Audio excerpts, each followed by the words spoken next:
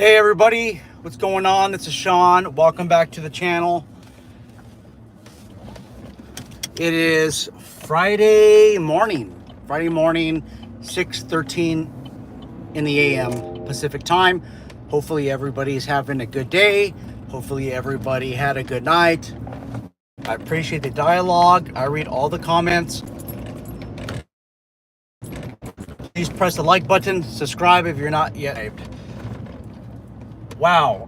Hey, so this week has been pretty interesting in the security world, in the law enforcement world as well. I don't know, we do have intel in a lot of these areas where it's chaotic situations. Let's just say you're watching this video like 5 years from now. Basically what you have is you have the ICE raids. Not ICE raids, but anyhow, immigration is conducting enforcement actions in large cities. What they normally do is they'll go to people's residences, sometimes a place of work, when they're not responding to probably emails, mailings, phone calls from immigration, and that's what's happening right now. And then there's also credible information that some people might not be documented. So you have immigration conducting enforcement actions. You have a lot of people that are peacefully protesting, and a lot that are not following the rules. They don't even know why they're rioting. I mean, I honestly don't know what looting a jewelry store has to do with immigration, but that's what's going on right now. Police vehicles are being burned to the ground. You have they're not Ubers, but I think they're Waymo vehicles. They're basically your unmanned vehicles. They are set on fire. You have street takeovers. You have freeway takeovers. You just have a lot of chaotic situations in the United States, typically the larger areas. So I'm making this statement just in case you happen to watch this video 5 years from now or 4 years from now. That's the current situation. If you're in private security, I highly recommend that you buy a respirator that is rated for chemical agents. You got to remember that not all respirators are rated for pepper spray, OC dust, OC powder. It is rated though for most of them are rated for CS gas. CN isn't really used anymore. I mean, some places still have CN, but it's usually CS. There are some well-known respirators out there. You probably pay a couple $100s for. They're not rated for pepper spray. They're not rated for OC-based munitions that are expelled through pyrotechnic means. There's a lot of munitions out there where the OC, which is the chem agent, the chemical agent, is delivered by smoke. In my opinion, those are the more effective means. Law enforcement knows that. Military knows that. So they end up deploying that in these areas. But look, if you don't have the right respirator that's rated for the proper substance, it's not going to be effective. Now, on this topic, the reason why I mentioned this, there's a lot of security professionals that are out there looking for a gas mask, respirator. A respirator is a gas mask. A respirator that's rated for chem agents is basically that's your gas mask, for lack of a better term. Well, that is a term.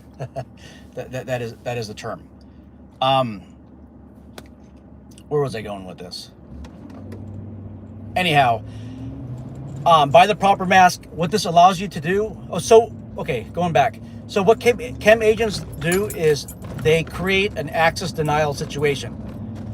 If there's a certain area that law enforcement doesn't want you to go to, they will deny you entry with a chemical agent, or they want you to get back, they'll deny entry with a chemical agent. When you buy the proper respirator, the proper gas mask, it allows access entry. in access denial areas. Now, you might be saying, well, I'm going to just drive, I'll just drive through, right? It's not going to, the chem agents are not going to affect me.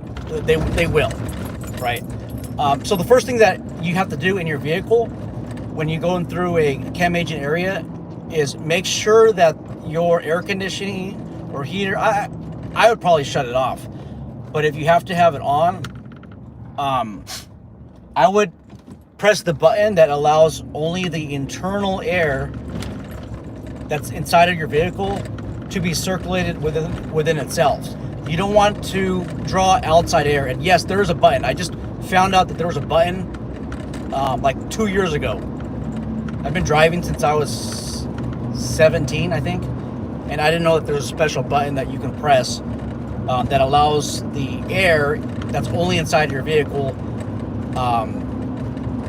to be air conditioning and not drawing out outside air. So shut that off, right? Shut it off. Shut it off. Don't let it circulate from the outside air. But look, all those chem agents, they're going to get inside your vehicle. They're going to affect your driving performance.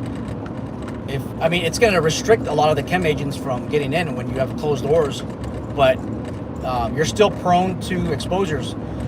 So, these circumstances, I would probably put my gas mask on. Now, here's a caveat though. If you're driving through a riot-controlled area or chaotic situations, if they see you with the traditional law enforcement or military type mask, that's an indicator that you're probably associated with law enforcement, security, military, all of these occupations in which the rioters don't like. So just keep that in mind. Reason why I bring that up is the gas mask that I highly recommend is the C50 series from Avon. Guys, make sure that you properly fit your mask. Now, I will say that 85% of the population wears a size medium. I wear a size small. And there is like 15% of the population that wears a size large. Now, the distributors, the retailers, if you're buying in bulk, they'll tell you just buy all mediums because a medium will fit. They said it'll fit the small faces and the large, which I just have reservations on that. But even if you have a large face, the medium will cover. It should cover it significantly. Properly fit your mask. There are mask fitting charts that you can get online, and if you don't know where to find this information, in the description, in the comment section box below, just say, hey, do you have a link to the fit chart or the measuring device? Avon actually sells a fitting. Hold on. For lack of a better term, maybe it's called a face ruler, but they sell it. I've seen it sold for like $140. That's just a crazy amount to pay. I mean, I wouldn't pay $140, but they have I think an updated version where it's like $25. And I really think it's worth just to buy that, especially if you're a security company owner and you want to buy bulk for your officers. I would probably do that. Let me just go through the comment section box below real quick, just so that I don't forget anybody here. Hey, what's up, Mike from the Professional Security Journal? Hey, what's up, Security Body Cam channel? Hopefully you're doing okay there. He said, if I was 30 years younger, I would re-enlist in a heartbeat. Yeah, there you go. Awesome. Mike says, get what they use, just like we hear for everything else. Avon just started selling them to civvies. You can get Sean's model through non-restricted avenues now. Then he says, glass breaker rounds are also a thing outside of the AC stuff. Yeah, for sure.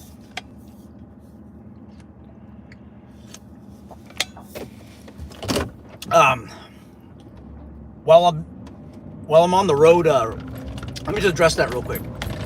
So glass breaker round, so pepper ball munitions, or pepper ball systems can be used to breach windows. So what the goal is you breach the window, and then you introduce pepper balls inside of a vehicle, right? I'm not too sure if that's the smartest thing to do when the vehicle's leaving, because you can cause a collision. But let's just say this vehicle is doing U-turns to conduct a secondary attack on a riot control line. Maybe you want to introduce pepper ball.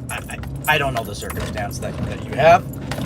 But there's a video where you have like a Chrysler 200, 300, a black one that's being pepper balled, and the glass is just not breaking.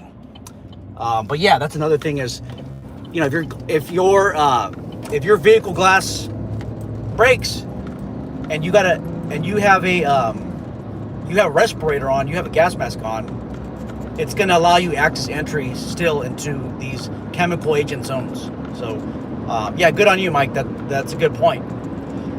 Now, I told you guys that the most popular size is medium. Those who are in the military or were in the military, you guys were properly fitted, or maybe not. The guys I talked to were properly fitted. Even 20 years or 30 years later, you will ask, hey, what size mask are you? And they already know, medium, large. But brands change sometimes, right?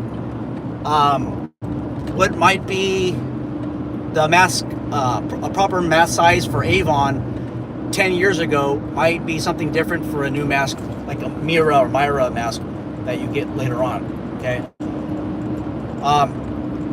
So what I have in my individual inventory, I actually have it in my bag back there. I'm not going to pull it out because I'm driving. I have the FM54 series. I believe that's what the military issues. I'm not recommending you buy that. My setup is worth like $1,500, but they have the civilianized version, which is called the C50, and that's about $700. Should you spend $700 or $800 on a mask? That's a huge pinch for a lot of private security officers' budget. But you have something that can easily last you 10 years. Now, whatever mask you get, make sure that you use the manufacturer's instructions to sanitize it, to clean it appropriately after each use. But then, you know, after it's dried out, don't dry it out in the sun. You're gonna mess up the rubber on there and the seal property. But once it's dried out, put it in a sealed plastic bag. I'm not too sure I would leave it in your vehicle, because in places like California, where I work at, it gets easily 120 degrees in the summer. Las Vegas, I know, does something similar temperatures. Laughlin, Nevada has similar temperatures. I could just imagine that inside it can easily be 200 degrees, and I don't think a lot of these masks are rated for that. I would imagine that the cheaper mask, you know, your $200 mask, is not going to last years in your vehicle. Just bring it. I would just keep it in your vehicle at all times if you live in an area where the temperatures are not crazy like mine. But for me, unfortunately, I keep my stuff at my locker at work, just because I don't want it to deteriorate that fast. And it's very rare that I would use a mask, right? Now, I know some people are saying that's stupid because what if there's a situation, now you got to go back to your to the office and grab the equipment. Yeah, that's true, but I know that it's gonna last. But especially that graveyard shift, for sure, you know, I'll bring it with me. But again, it's a huge investment, guys. Remember, it's an investment. Now, there are $200 masks, $250 to $300 masks. MIRA makes these masks, Mira. I am a chem agent instructor at our local police academy, and that is what we used. $200 to $300 mask, and they've lasted, I think we're on the third year already. And different students will go through it, right? And as long as the students follow the directions, the chem agent is not going to enter the mask, and they never follow instructions. Usually females are like, oh, my hair, like, I don't want to mess up my hair, right? You know, I spent all this time and money on my perm, like, no, I can't put my hair in a bun. So I would tell these females, like, hey, look, if you don't put your hair if you don't wear your hair appropriately, that chem agent is going to seep in through. It's going to seep in through the crack that you created. And they never listen. So once we go into the gas house, the first ones to almost try to run out of there, or to run out, are usually females, because they don't listen. They don't listen. And then again, there's some males that don't listen, but usually females, because they don't want to mess up their hair. Yeah, it's a thing, unfortunately, guys. They do this. Will these $200 or $300 masks last in your vehicle for years? I don't know. But I think sometimes you pay for what you get. But I think for what most of you guys do, I think having this mask available that's, the $200-$300 range, not all the time, but maybe keep it in the office, and then bring it out on factually dependent situations. Maybe it's a better idea.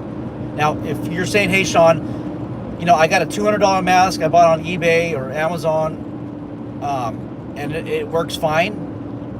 Okay, have you done a negative pressure test? And have you also used that mask in a chemical agent environment? Ask yourself. And do you even know how to do a negative pressure test? That's the thing. I could do a test where all the rubber, the protection portion sucks in, but I've also seen that if there's a gap up here, depending on how you wear it, it'll appear that you're passing the test when you're not. Trust me, I know, because I've been through a course where even the instructors, like 2 of them double checked me. They're like, oh, you're fine. And I wasn't. There was a student in the class like, hey, dude, you got a huge gap. I'm like, oh, damn. And it was like this. And sure enough, I felt it. Wow, that's a lot of information.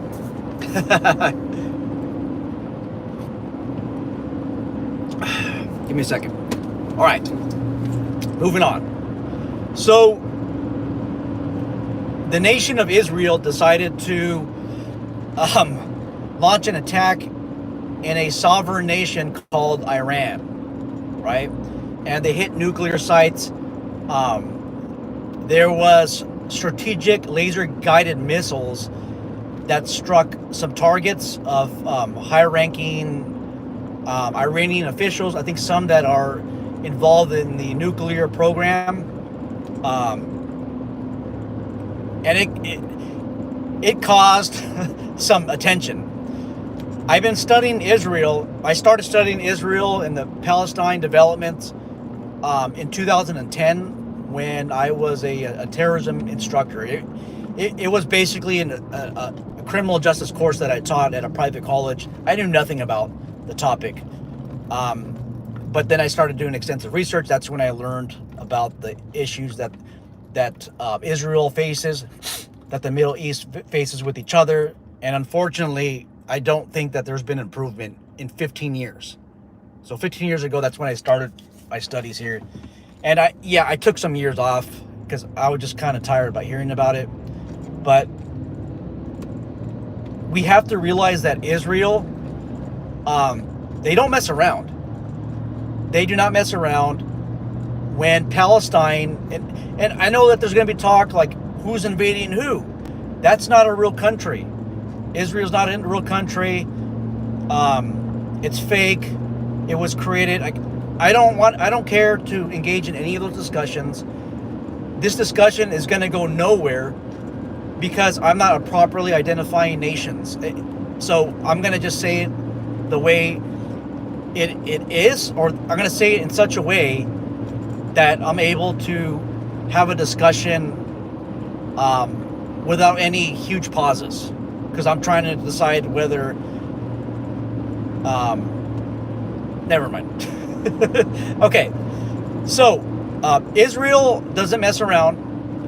When they're attacked, they will attack Palestine, and what they end up doing is they end up taking more territory, more and more and more. And the argument is we are creating a buffer zone. That's what we do. They do this all the time, Israel. They do not mess around. You can't bluff with Israel. They will, when they say they're going to attack, they're going to attack. If their conditions are not met, they are going to attack. And that's what happened in Iran. What does it have to do with the United States? Well, if Iran, who is, by the way, backed by numerous terrorist organizations, one of them being, hold on, Hezbollah, and I think the Houthis, I don't know if I'm pronouncing them right. There's another organization. Anyhow, they are backed by Iran. I mean, there's so much intel that backs up this fact, right? If Iran feels like United States okay this mission, then we are in for hell. And by saying we, I'm referring to the United States of America. Hezbollah operates within the United States, and they do have some sites in mind that they are going to attack if they feel like the United States had anything to do with this. Let's never forget the Marine Corps barracks attack that killed over 200 Marines and many other dozens and dozens of United States citizens in Lebanon. Don't forget that. And who was responsible for that? It was Hezbollah. It was absolutely Hezbollah. That was a long time ago. I think we're talking about the 1980s. What I'm saying is, stand by, guys. This is huge. This is huge. If you work private security and you protect government accounts, you got to stand by. Okay, get ready. I'm not saying prepare for a war. I'm just saying get prepared. Okay. Also, please gas up your vehicles. I was running on half a tank when I learned about these attacks. Make sure you always have a full tank of gas. I've been through the 7.2 or 7.3 earthquake in the Imperial Valley, and the first thing was everybody rushed to the gas stations. Gas stations were almost running on empty. It was a chaotic situation, right? Fill the gas up, okay? Even if, let's just say you think that there's enough gas, there's going to be a lot of people that are going to be panicking, right? So let's get on top of this right now. If you're able to right now gas up your vehicles, you need a good supply of water. Buy the 5-gallon containers if you can, and then even get the I don't know if there's iodine tablets, but there's tablets that can purify water, like just in case. Stack up on canned food, just get prepared. And also, if you're working security, look for a crapper. A crapper? That's not even a... That doesn't make sense, a crapper. Look, or buy a portable toilet. They have them in camping stores, where you could take a dump basically anywhere, right? Because I'm telling you, when there's chaos, McDonald's, Jack in the Box, Denny's, all these places where you urinate, they're going to be closed, right? And then do you want to urinate in the middle of not the middle of the street, but in the alley where potentially people are going to see you, and then they're going to see you have a uniform, they're going to think that you're a cop? It don't make sense, right? What else? For going back to respirator, I know I'm jumping all over the place, but I apologize in advance. For respirators, if you end up getting like an FM54 or C50, that's basically your law enforcement model, or first responder model. That can give you away to other people, because these protesters, these rioters, they're not wearing C50 masks, right? They're wearing this like bionic shield stuff that doesn't really... Guys, don't buy a bionic shield. Please don't buy a bionic shield. It doesn't prevent chem agents from entering your respiratory system. It just protects you from splashes from like an OC spray, and maybe like rocks and other stuff. But yeah, don't get that. I don't know. You're going through these zones. Maybe I don't know, put a shroud over a sheet over your face or something. Just try to blend in as much as you can, but obviously those masks, man, they're kind of a giveaway as well. And if you want to avoid any harm at all, guess what? Don't go to these areas. If you don't want to be taken over by a street takeover or riot situation, don't go there. If you could all avoid it. All right, guys, I'm looking forward to your feedback, opinions, and suggestions for everybody. Please take care and please be safe out there.